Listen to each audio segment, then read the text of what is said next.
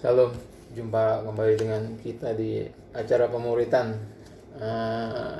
Kali ini kita sudah sampai di Lukas 10. Orang Samaria yang baik hati. Materi masih diambil dari Alkitab bergambar anak. Dengan baca ya. Orang Samaria yang baik hati. Yesus menceritakan kisah ini kepada orang banyak. Ada seorang laki-laki berjalan dari Yerusalem ke Yeriko. Kawanan perampok menyerangnya. Mereka merampas pakaiannya dan memukulinya. Kemudian mereka meninggalkannya begitu saja dalam keadaan luka parah. Seorang imam melewati jalan yang sama. Sewaktu dia melihat laki-laki itu, dia hanya melewatinya dari seberang jalan. Seorang Lewi juga melewatinya dari seberang jalan. Tetapi datang orang Samaria dan ia pun merasa iba. Ia menghampirinya dan membersihkan luka orang itu dengan minyak zaitun dan anggur. Dia menaikkan orang itu ke atas keledainya, membawanya ke penginapan dan merawatnya. Keesokan harinya orang Samaria itu memberikan 2 keping uang perak kepada pemilik penginapan. Rawatlah orang ini, katanya. Saat aku kembali akan kubayar kekurangannya. Yesus berkata, manakah dari ketiga orang itu yang menjadi sesama manusia bagi orang yang dirampok itu? Guru agama yang ditanya itu menjawab, orang yang sudah menolong orang itu. Yesus berkata kepada mereka, pergilah dan perbuatlah seperti yang dilakukan orang itu. Seperti biasa, Injil adalah kabar baik. Apa kabar baiknya? Kabar baiknya adalah Allah turun ke bumi dalam rupa manusia yang bernama Yesus. Ia menjalani semua perintah Bapanya di perjanjian lama dengan sempurna. Harusnya kita manusia yang menaati perintah Bapa. Dan pada akhirnya dia masuk ke Yerusalem. Dia ditangkap, dihina, dipukul, dan disalibkan. Seharusnya kita manusia yang dihukum, tetapi dia tanggung semuanya di pundaknya. Ia ditikam dan diremukkan oleh Bapanya sendiri untuk memuaskan murka dan keadilan Bapanya. Ia mati di kayu salib, dikuburkan, 3 hari kemudian dia dibangkitkan sebagai tanda pembayarannya telah lunas dan nama baiknya telah dipulihkan. Karena Yesus bukanlah seorang penjahat, melainkan anak Allah. Karena kebangkitan Yesus adalah lambang kemenangan bagi kita orang dosa. Jadi kita orang dosa supaya bertobat dan percaya Injil agar dapat diselamatkan dan dapat masuk ke surga dengan mengandalkan kebenaran Kristus. Oke. Ya. Orang Samaria yang baik hati. Kenapa kok tiba-tiba ini kan cerita tentang Samaria ini ya diceritakan Yesus gitu kepada seorang ahli Taurat. Jadi awalnya tuh pada suatu kali ya di Lukas 10 ayat 25, pada suatu kali berdirilah seorang ahli Taurat untuk mencobai Yesus. Ya. Ada seorang ahli Taurat mau mencobai Yesus. Katanya, guru, apa yang harus ku perbuat untuk memperoleh hidup yang kekal? Ya. Ini terus Yesus jawab, kan ahli Taurat bertanya tentang apa yang harus ku perbuat untuk memperoleh hidup yang kekal. Kalau di agama Yudaisme, keselamatan mereka tuh berdasarkan perbuatan. Ngerti? Semua agama di dunia ini kecuali Kristen, mereka mencari keselamatan melalui perbuatan baik, melalui ketaatan, ya. Kalau orang Islam, dia berusaha untuk taat sama Quran, ya. Berusaha untuk menjalankan 5 perintah, pokoknya harus semua. Orang Yahudi juga gitu, Yudaisme, ya. Berusaha untuk menjalankan Taurat. Tapi kalau Taurat itu mesti sempurna kalau di Yudaisme. Sama agama lain kayak Hindu, Buddha, semuanya berdasarkan perbuatan baik, mengandalkan semua perbuatan baik. Hanya satu-satunya hanya Kristen yang diselamatkan karena iman. Ngerti? Walaupun kita juga tetap kita mengandalkan perbuatan baik, tapi yang kita andalkan itu perbuatan baik, ketaatan Yesus, bukan ketaatan kita, karena itu nggak mungkin. Jadi kita beriman kepada ketaatan Yesus itu. Itulah keselamatan kita. Ngerti? Jadi Kristen itu satu-satunya agama yang berbeda dibandingkan dengan agama-agama lain yang ada di dunia. Tapi kenapa di sini Yesus nanggepin? Dia bukan ngomong, jangan salah loh, keselamatan itu karena iman. Tapi di sini enggak, Yesus nggak ngomong gitu. Dia malah ngikutin si ahli Taurat ini, dia ngikutin si orang Yahudi ini yang memang percaya bahwa keselamatan itu melalui perbuatan. Ya. Terus Yesus jawab, apa yang tertulis dalam hukum Taurat? Apa yang kau baca di sana? Ini hukum terutama nih ya. Ya. Yang dijawab sama orang itu, ini hukum terutama. Di Matius 22 dikatakan ini hukum yang terutama. Jawab orang itu, kasihilah Tuhan Allahmu dengan segenap hatimu dan dengan segenap jiwamu dan dengan segenap kekuatanmu dan dengan segenap akal budimu. Dan kasihilah sesamamu manusia seperti dirimu sendiri. Jadi hanya 2 hukum terutama. Ya. Kasihilah Tuhanmu Allahmu dengan segenap hati, jiwa dan akal budi. Ini di Matius 22. Itulah hukum yang terutama dan yang pertama. Ya. Dan hukum yang kedua yang sama dengan itu ialah kasihilah sesamamu manusia seperti dirimu sendiri.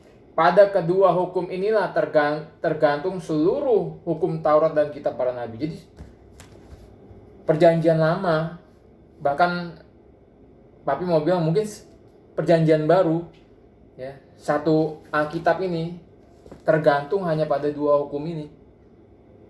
Kasihilah Allahmu dengan segenap hati, jiwa, dan akal. Terus kasihilah sesamamu manusia seperti dirimu sendiri.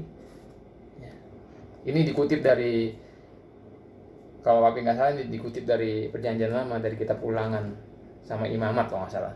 Ya kalau nggak salah ya. Nah. Terus balik lagi ke tadi, ya. Kata Yesus kepadanya, jawabmu itu benar. Perbuatlah demikian maka engkau akan hidup. Tapi Papi mau kasih tahu sama kamu, 2 hukum ini nggak mungkin bisa dikerjakan oleh manusia. Nggak mungkin ada manusia yang bisa mengerjakan, mentaati hukum ini dengan sempurna. Ingat, Tuhan maunya sempurna. Tapi manusia nggak ada yang bisa menjalani hukum Tuhan, meleset semua. Satu aja meleset dia akan bersalah atas semuanya. Kalau hukum Taurat itu gitu. Satu aja kamu bersalah melakukan firman Tuhan nih, ya. Misalkan kamu nggak mencuri, kamu nggak mabuk-mabukan, kamu nggak bohong, tapi kamu bersalah sama yang satu. Nanti kita bahas. Itu kamu bersalah atas semuanya. Jadi nggak mungkin manusia bisa melakukan hukum Tuhan dengan sempurna. Apalagi ini, kasihilah Allahmu dengan segenap hati, segenap jiwa, dan segenap kekuatan. Mungkin nggak ada manusia yang bisa melakukan itu. Tuhan tuh maunya dikasih seperti ini oleh manusia, dengan segenap jiwa, kekuatan, dan akal budi dan hati. Sudah nggak ada yang manusia yang bisa melakukan ini. Ngerti? Selain Yesus. Hanya Yesus yang bisa mengasihi Bapa seperti apa yang Bapa mau. Seperti apa? Standarnya Bapa. Hanya Yesus yang bisa melakukan. Makanya kita kalau mau masuk surga, kita mau selamat, satu-satunya yang kita andalkan itu hanya ketaatan Yesus itu. Karena dia bisa melakukannya dengan sempurna. Terus, dan kasihilah sesamamu manusia seperti dirimu sendiri. Ya. Jawabmu itu benar, perbuatan demikian maka engkau akan hidup. Ini sudah nggak mungkin. Mungkin Yesus cuma nyindir, mungkin Yesus hanya nyindir atau apa. Perbuatlah, maka kau akan hidup. Tapi untuk membenarkan dirinya, orang itu berkata kepada Yesus, dicoba lagi, ngetes. Siapakah sesamaku manusia? Si ahli Taurat nanya sama Yesus. Barulah Yesus jawab dengan cerita dari orang Samaria yang baik hati. Sebetulnya ini sindiran, cerita Samaria yang baik hati ini teguran untuk orang Yahudi. Kenapa? Karena orang Yahudi itu di perjanjian lama, kalau kamu lihat itu ada ayat-ayat yang melarang orang Yahudi menikah dengan orang luar Yahudi. Ada ayat-ayat yang melarang orang Yahudi bergaul dengan bangsa-bangsa di luar Yahudi. Tapi padahal itu hanya berdasarkan konteks gitu. Nggak berlaku seadanya, nggak berlaku untuk semua.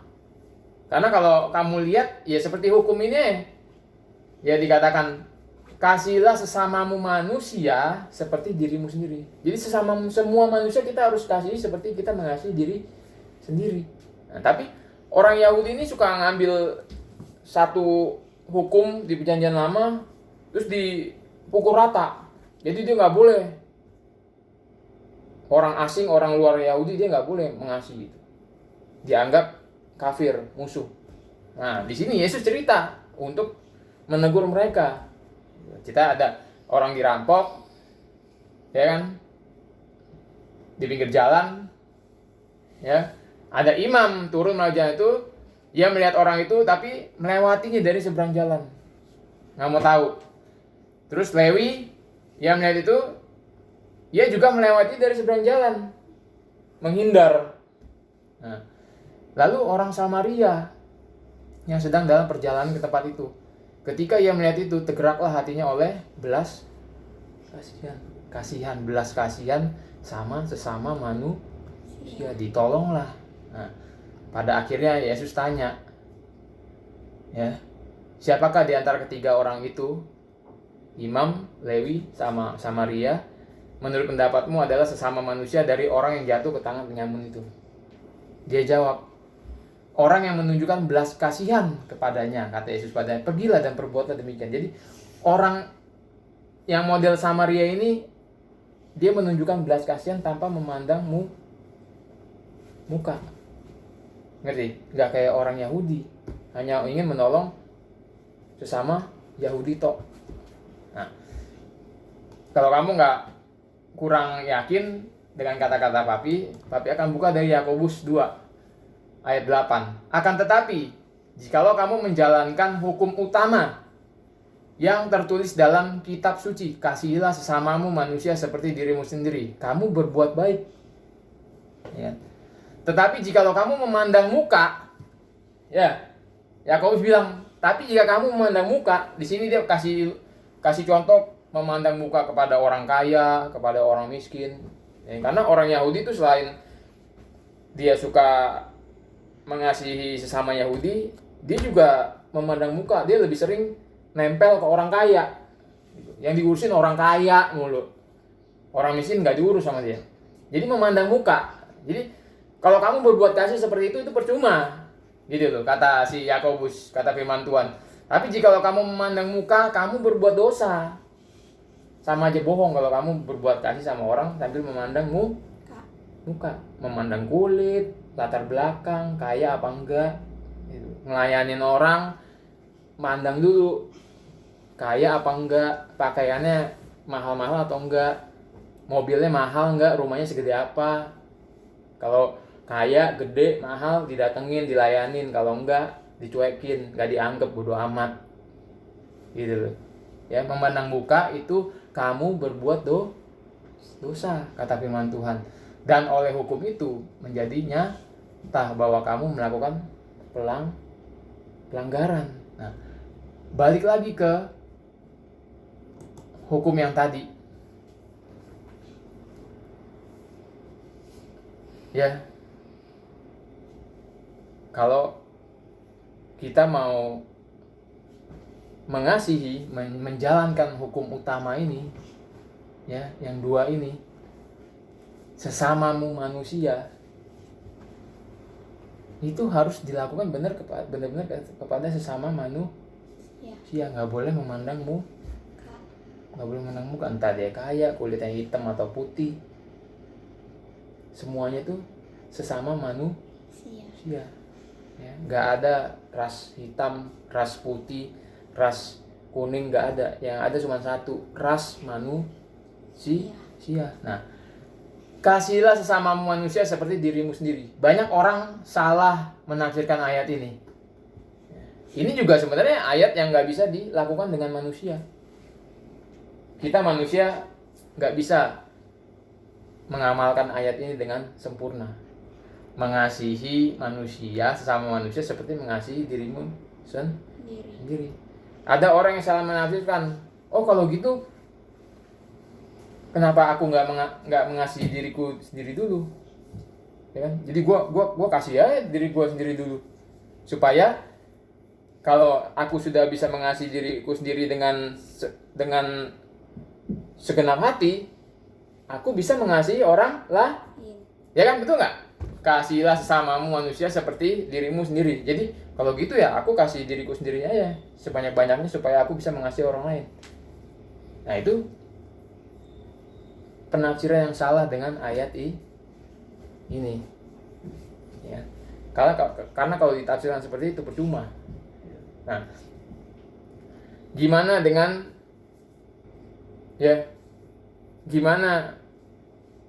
menafsirkan dari ayat ini yang benar? Seperti mengasihi dirimu sendiri. Yang namanya manusia itu pasti mengasihi dirinya sendiri, betul nggak? Kamu mengasihi diri kamu sendiri toh, pasti toh. Jadi manusia itu nggak usah diajarin lagi untuk mengasihi dirinya sendiri. Kamu nggak usah diajari lagi untuk mengasihi dirimu sendiri. Untuk kalau badanmu kotor kamu harus mandi, apa itu mesti diajarin? Enggak toh.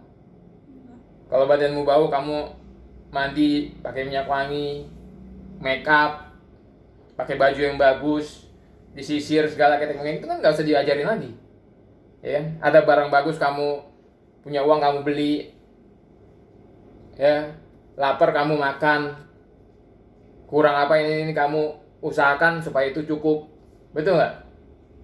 Itu bentuk dari mengasihi diri sendiri. Makan makanan yang sehat, yang bersih, bergizi, itu kan nggak usah diajarin lagi. Itu kamu semakin besar, kamu akan semakin ngerti untuk mengasihi diri sendiri. Jadi manusia tuh nggak perlu diajarin lagi. Nah, hal-hal seperti itu yang harus kamu kerjakan ke orang lain. Dari hal sekecil itu cara menafsirkan ayat itu seperti itu, ya. Manusia nggak perlu diajarin lagi untuk mengasihi diri sendiri. Jadi apa yang kamu lakukan ke diri kamu harus coba melakukan itu ke orang lain, ke sesama manusia. Makanya Papi bilang ya kamu harus mulai dari hal-hal kecil, karena nggak bisa manusia melakukan dua firman ini, dua hukum terutama ini. Nggak ada manusia yang bisa melakukannya dengan sempurna. Nggak mungkin besok kamu beli HP kamu rusak, gue mau HP yang lebih bagus lagi lah, karena aku mengasihi diriku sendiri. Nah, kamu juga harus melakukan itu ke orang lain. Misalnya ke teman kamu yang nggak punya HP, ya wes tak beli no, ya wes tak kasih, biar kamu dan saya sama, adil. Bisa nggak manusia kayak gitu? Nggak bisa, susah. Mungkin hanya hal-hal sepele dia bisa, tapi kalau untuk yang tinggi-tinggi susah. Ini tapi ayat ini pernah dipraktekkan di gereja mula-mula, ya. Dulu gereja perdana, gereja mula-mula itu mereka kalau punya tanah dijual, hasilnya ditaruh di depan para rasul, sama rasul itu dibagikan ke orang lain supaya sama rata. Itu bentuk dari mengasihi diri sendiri dan orang lain. Ada keadilan merata. Tapi itu dulu, ya. Sekarang semakin lama ya dosa manusia semakin bertambah parah, itu semakin susah. Ya. Jadi kamu mesti ingat, sesama kita manusia itu siapa? Ya semua. Sama juga dengan Injil. Apa korelasinya dengan Injil? Injil itu juga harus diberitakan kepada semua. Kalau orang Yahudi menganggap hanya sesama orang Yahudi yang dibilang sama dia, itu salah. Sesama manusia itu ya semua manusia. Jadi kalau kamu ngerti Injil, kamu harus beritakan itu kepada semua orang dari yang terdekat dulu. Sebetulnya konsepnya Tuhan itu nggak cuman, memang dia pernah memilih Yahudi, Israel, ya kan? Sekarang yang dipilih sama dia gereja.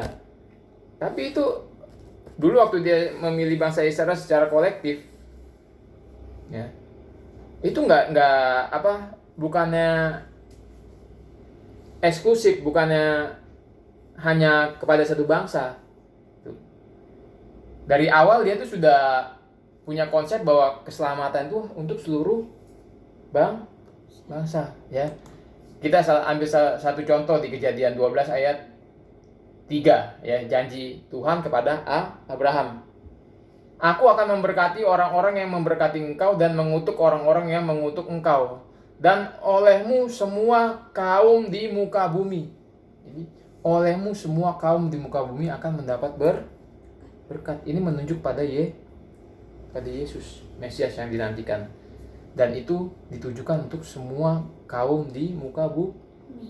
Jadi keselamatan itu, Yesus itu, Mesias itu bukan hanya untuk bangsa Israel seperti yang dipikirkan oleh orang Israel untuk membebaskan dia dari penjajahan. Enggak. Mesias yang dinantikan itu, keselamatan itu untuk seluruh kaum di muka bumi, ya. Dan kalau kita balik lagi ke Lukas 10, kasihlah Tuhan Allahmu dengan segenap hati, segenap jiwa, dan segenap kekuatan. Tapi tanya, kalau orang tersebut nggak pernah mendengar Injil, ya, nggak mengenal Yesus dengan benar, apakah dia bisa mengasihi Tuhan Allah? Bisa? Nggak bisa tuh. Karena satu-satu jalan kepada Allah itu hanya melalui Yesus. Jadi ayat ini pun kalau kamu mau terapkan ke orang, kamu harus penginjilan dulu. Nggak bisa kamu ngomong ayat ini ke orang yang nggak kenal Tuhan, ke orang Islam misalnya, ke orang Buddha, ke orang agama di luar Kristen, nggak bisa. Ngerti nggak? Jangan bengong, ngerti? Jadi supaya ayat ini bisa diamalkan, supaya ayat ini bisa kena ke orang, kita harus menginjili orang dulu, membuka jalan dulu. Injil itu membuka jalan hubungan, ya, antara manusia dengan Allah. Dibuka, dimediasi oleh Yesus dengan berita Injil. Ya. Sama dengan kasihi sesama. Kalau orang belum lahir baru, belum pernah mendengar Injil, gak mungkin dia bisa mengasihi sesama.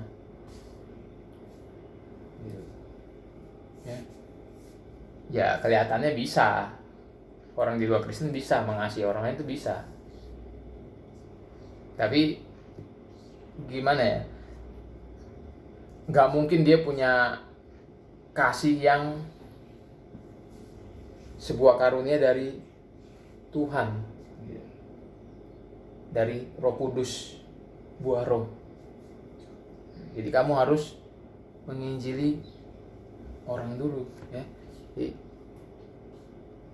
kita belajar betapa pentingnya Injil itu, ya. Ngerti? Dari berbagai macam suku bangsa itu bisa kita jadikan satu dengan memberitakan Iya. Injil, supaya semua satu di bawah Kristus. Ya. Ada yang mau ditanyakan? Ya.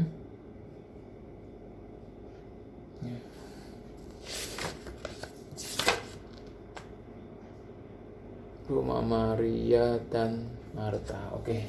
Sampai jumpa di video berikutnya. Tuhan Yesus memberkati.